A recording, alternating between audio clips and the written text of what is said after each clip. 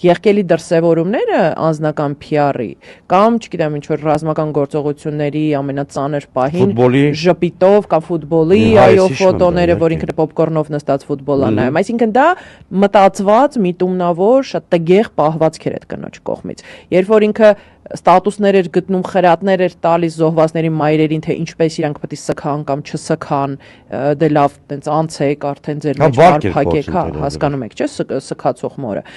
Հայ կանանց էր ինչ որ խորհուրդներ տալիս, թե ով իրան պետք է համարի երջանիկ, այսինքն այդ ես միշտ զարմանում եմ, թե խի օրինակ կանանց իրավունքներով զբաղված կազմակերպությունների արձագանք, հասկանալի է, խի արձագանք չեն տալիս Աննա Հակոբյանին, բայց դա այդ անդադար հակամարտկային չգիտեմ, այդ մեզոգոնիկ պահվածքը իր, անընդհատ այդ կանանց թիրախավորելը, անընդհատ այդ նեգատիվը կանանց հանդեպ, որ դրսևորվում էր։ Այդ սաղ չի կարող բերել իր հանդեպ որևէ կարեկցանքի